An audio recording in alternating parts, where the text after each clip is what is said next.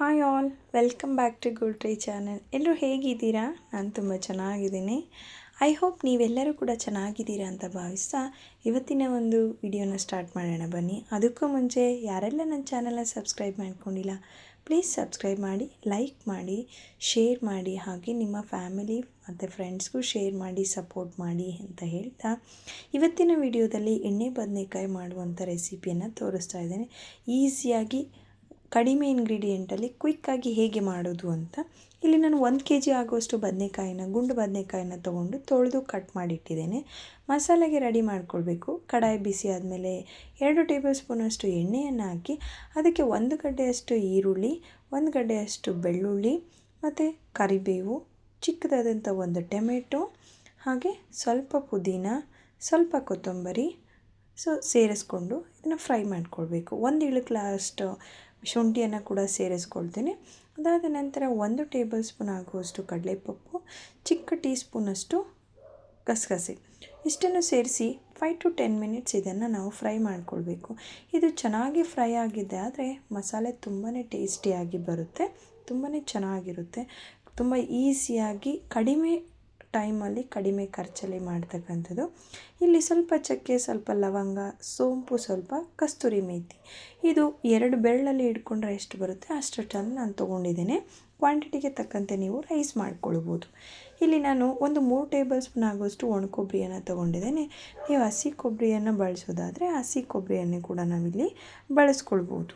ನಾನು 3 table spoon ಆಗುವಷ್ಟು ತೊಗೊಂಡಿದ್ದೇನೆ. ನಿಮ್ಮ ಒಂದು ಕ್ವಾಂಟಿಟಿಗೆ ತಕ್ಕಂತೆ ನೀವು ಅದನ್ನು ರೈಸ್ ಮಾಡ್ಕೊಳ್ಬೋದು ಅಥವಾ ಕಡಿಮೆನೂ ಮಾಡ್ಕೊಳ್ಬೋದು. ಅದಾದ ನಂತರ ಈಗ 4 ಒಣಮೆಣ್ಸಿನ್ಕಾಯಿನ ಸೇರಿಸ್ಕೊಂಡು ನಾವು ಫ್ರೈ ಮಾಡಿರ್ತಕ್ಕಂಥ ಒಂದು ಟೊಮೆಟೊ, ಈರುಳ್ಳಿ, ಬೆಳ್ಳುಳ್ಳಿ ಏನಿದೆ ಅದನ್ನು ಮಿಕ್ಸರ್ ಜಾರ್ಗೆ ಹಾಕಿ ತದನಂತರ 2 ಟೇಬಲ್ ಸ್ಪೂನ್ ಆಗುವಷ್ಟು ಧನಿಯಾ ಪುಡಿಯನ್ನು ಸೇರಿಸ್ಕೊಳ್ತಾ ಇದ್ದೇನೆ. ನೀವು ಇದನ್ನು ಕಡಿಮೆ ಕ್ವಾಂಟಿಟಿಯಲ್ಲಿ ತೊಗೊಳ್ಳೋದಾದರೆ ಅದು ನಿಮ್ಮ ಇಷ್ಟ, ಸ್ಕಿಪ್ ಮಾಡ್ಕೊಳ್ಬೋದು ಅಥವಾ ಕಡಿಮೆ ಆದರೂ ಮಾಡ್ಕೊಳ್ಬೋದು. ಸ್ಕಿಪ್ ಮಾಡಬೇಡಿ, ಕಡಿಮೆ ಮಾಡ್ಕೊಳ್ಳಿ.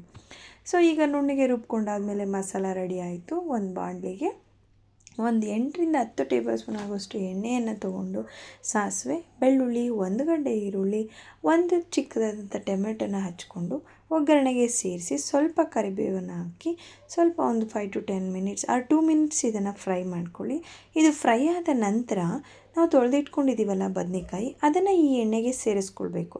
ಆ್ಯಕ್ಚುಲಿ ಈ ಒಂದು ವಿಡಿಯೋದಲ್ಲಿ ಈ ಒಂದು ರೆಸಿಪಿಗೆ ಎಣ್ಣೆ ಒಂದು ಸ್ವಲ್ಪ ಜಾಸ್ತಿನೇ ತೊಗೋಬೇಕಾಗುತ್ತೆ. ಯಾಕೆಂದರೆ ಎಣ್ಣೆ ಬದನೆಕಾಯಿ ಮಾಡೋದ್ರಿಂದ ಬದನೆಕಾಯಿನ ನಾವು ಎಣ್ಣೆಯಲ್ಲಿ ಬೇಯಿಸಿದ್ದೆ ಆದರೆ ತುಂಬ ಚೆನ್ನಾಗಿ ಟೇಸ್ಟ್ ಬರುತ್ತೆ. ಸೊ ಇಲ್ಲಿ 10 to 20 ಮಿನಿಟ್ಸ್ ಇದು ಎಣ್ಣೆಯಲ್ಲೇ ಬಾಯ್ಲ್ ಆಗಬೇಕಾಗುತ್ತೆ.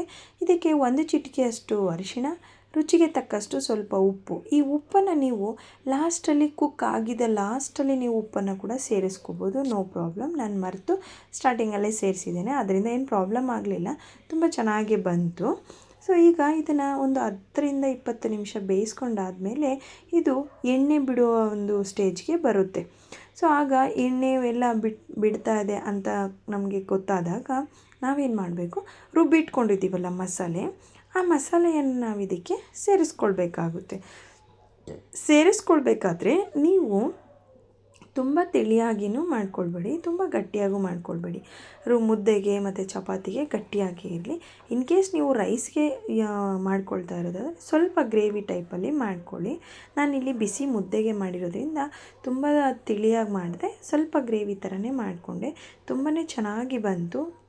ಮುದ್ದೆಗೂ ಕೂಡ ತುಂಬಾ ಸಖತ್ತಾಗಿತ್ತು ಅಂತ ಹೇಳ್ಬೋದು. ನನಗೆ ನಾನ್ ವೆಜ್ಗಿಂತಲೂ ಈ ಒಂದು ಎಣ್ಣೆ ಬದನೆಕಾಯಿ ಸಾಂಬಾರು ತುಂಬಾ ಇಷ್ಟ.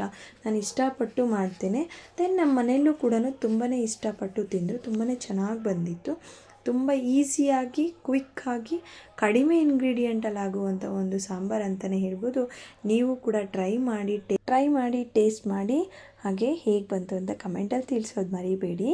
ಸೊ ಫ್ರೆಂಡ್ಸ್, ನನ್ನ ಒಂದು ವಿಡಿಯೋ ನಿಮಗೆ ಇಷ್ಟ ಆದರೆ ದಯವಿಟ್ಟು like and share, comment, support ಇರಲಿ. ಹಾಗೆ ಕಮೆಂಟಲ್ಲಿ ತಿಳಿಸೋದು ಮರಿಬೇಡಿ. ನನ್ನ ಒಂದು ವಿಡಿಯೋನ ಇಷ್ಟೊತ್ತು ವಾಚ್ ಮಾಡಿದ್ದಕ್ಕಾಗಿ ತುಂಬ thanks friends. Thanks for watching my video. Thank you one and all. Thank you friends. Bye bye.